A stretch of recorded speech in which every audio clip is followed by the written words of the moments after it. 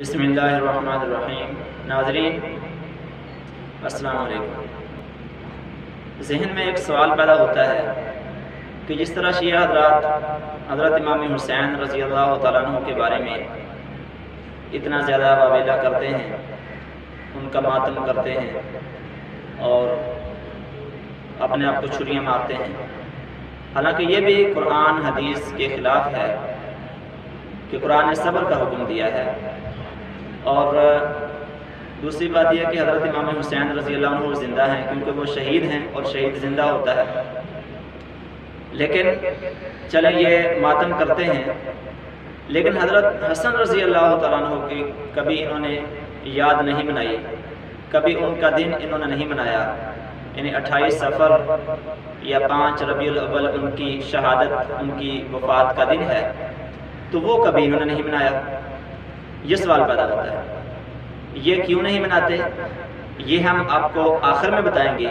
پہلے حضرت حسن رضی اللہ تعالیٰ عنہ کی خصوصیات سن لیں آپ۔ حضرت حسن رضی اللہ تعالیٰ عنہ اور حضرت حسین رضی اللہ عنہ کے بڑے بھائی،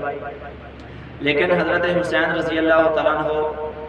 کی اولاد میں بہت سارے اولیاء اللہ آئے اور بہت سارے اللہ کے برگزیدہ لوگ آئے، مشہور بھی ہوئے، لیکن حضرت حسن رضی اللہ عنہ کی اولاد میں کوئی بڑے مشہور لوگ نہیں آئے۔ تو اللہ تعالیٰ نے ان کو یہ انعام دیا کہ اللہ تعالیٰ نے جس طرح حضرت ابراہیم علیہ السلام کے 2 بیٹے تھے، اسحاق اور اسماعیل، تو حضرت اسحاق علیہ السلام کی اولاد میں 18,000 انبیاء علیہ السلام بھیجے، اور اسماعیل علیہ السلام کی اولاد میں ایک نبی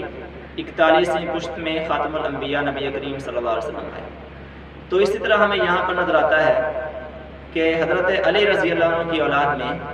حضرت حسین رضی اللہ تعالیٰ عنہ کی اولاد میں آگے بہت سارے اولیاء اللہ مشہور ہوئے آئے، لیکن حضرت حسن رضی اللہ تعالیٰ عنہ کی اولاد میں اللہ تعالیٰ نے ایک ولی، سب سے بڑا ولی، خاتم الاولیاء حضرت امام مہدی علیہ الرضوان، تو حضرت امام حسین رضی اللہ عنہ کی اولاد میں بہت زیادہ ولی بھیجے اللہ تعالیٰ نے، لیکن حضرت امام حسن رضی اللہ تعالیٰ عنہ کی اولاد میں ایک ولی بھیجا جو کہ خاتم الاولیاء ہوگا۔ تو اب وہ خصوصیت، ایک دفعہ نبی پاک صلی اللہ علیہ وسلم نے حضرت امام حسن کو اپنے ساتھ ممبر پر بٹھایا اور فرمایا ان ابنی ھذا سید، کہ میرا یہ بیٹا سید ہے، سردار ہے، اللہ تعالیٰ مسلمانوں کے 2 بڑے گروہوں کے درمیان اس کے ذریعے سے صلح کروائیں گے۔ چنانچہ حضرت علی رضی اللہ تعالیٰ عنہ کی وفات کے بعد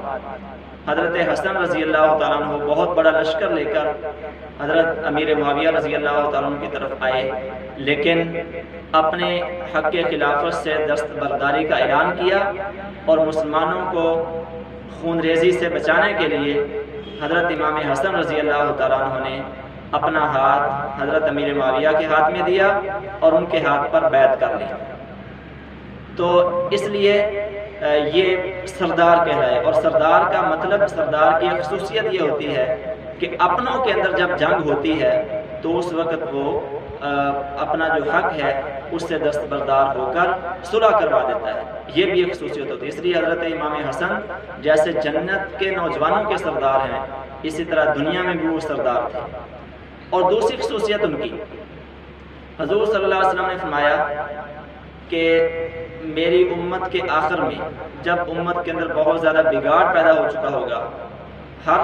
طبقے میں بگاڑ پیدا ہو چکا ہوگا، امت انتشار کا شکار ہوگی،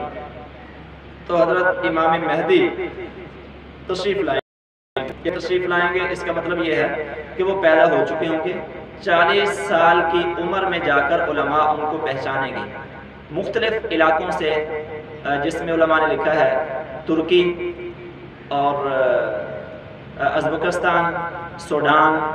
الجزائر، شام، افغانستان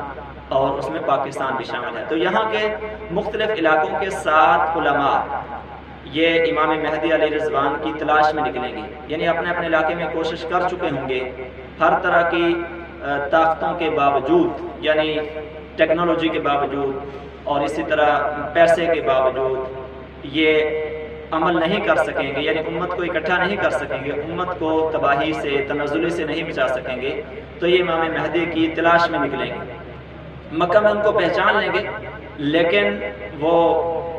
ان سے جان چھڑائیں گے اور مدینہ چلے جائیں گے، پھر مدینہ میں بھی یہ پہچان لیں گے ان کو، پھر مکہ واپس آئیں گے اور حجر اسود کے پاس بیٹھ کر وہ حجر اسود کے اوپر اپنی داڑھی رکھ کر امت کی حالت زار پر رو رہے ہوں گے جب یہ ان کو پھر دوبارہ پہچانیں گے اور ان کو پھر یہ بیعت کے لیے ہاتھ بڑھائیں گے، لیکن وہ نہیں مانیں گے۔ تو یہ ان کو کہیں گے کہ امت کے اندر جو خون ریزی ہو رہی ہے، اگر آپ بیعت نہیں کرتے تو اس سب کے ذمہ دار آپ ہوں گے۔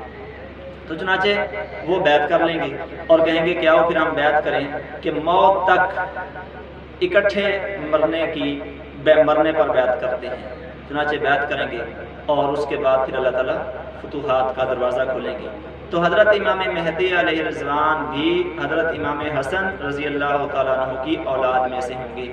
یہ بھی بڑا اعزاز حضرت امام حسن رضی اللہ تعالیٰ عنہ کے حصے میں اللہ تعالیٰ نے۔ اور جب حضرت امام مہدی علیہ الرضوان کے ہاتھ پر یہ بیعت کر لیں گے تو اللہ تعالیٰ جل شانہ تمام صلاحیتیں حضرت امام مہدی علیہ الرضوان کے اندر پیدا کر دیں گے۔ قیادت کی جتنی بھی صلاحیتیں ہیں، یعنی دانش مندی، تدبر، جرأت و شجاعت، اور مسلمانوں کو کس طرح سے متحد کرنا ہے، جماعت بنانے کی صلاحیت، یہ ساری صلاحیتیں اللہ تعالیٰ ان کے اندر پیدا کر دیں گے۔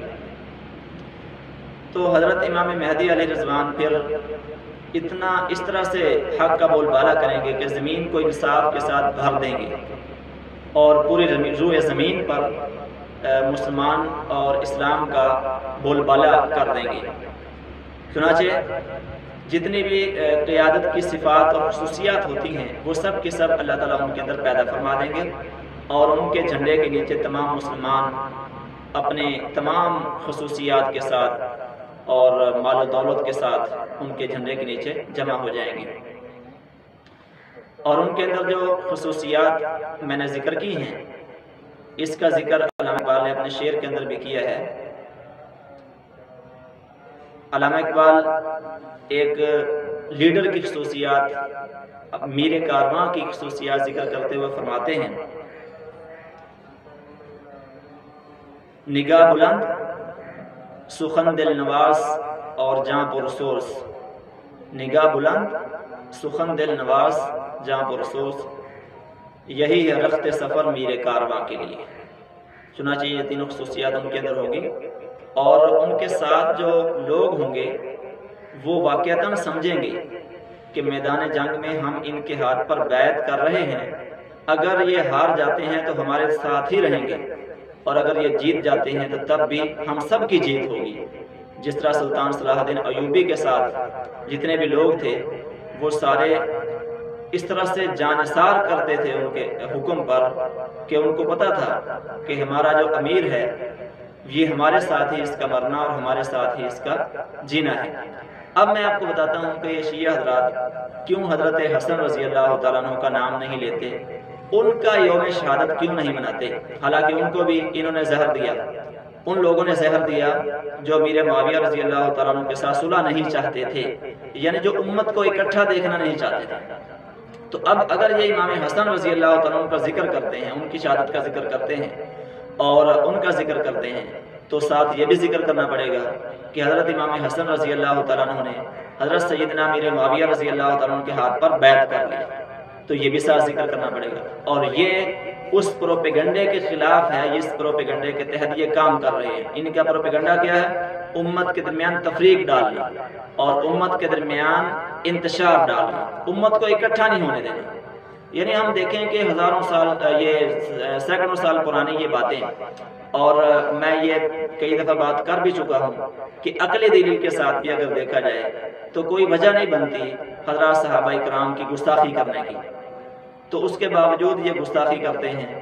یہ محض ان کا مقصد کیا ہے؟ امت کے اندر انتشار ڈالنا اور امت کو ایک جھنڈے تلے جمع ہونے سے روکنا۔ اللہ تعالیٰ جل شانہ ہم سب کو سمجھ عطا فرمائے۔ ناظرین بہت بہت شکریہ، ہمارے چینل کو سبسکرائب کریں، لائک کریں اور اس کو آگے شیئر کریں، اور مزید اچھی اچھی ویڈیوز دیکھنے کے لیے کمنٹ باکس میں ہمیں اپنی رائے کے بارے میں بتائیں۔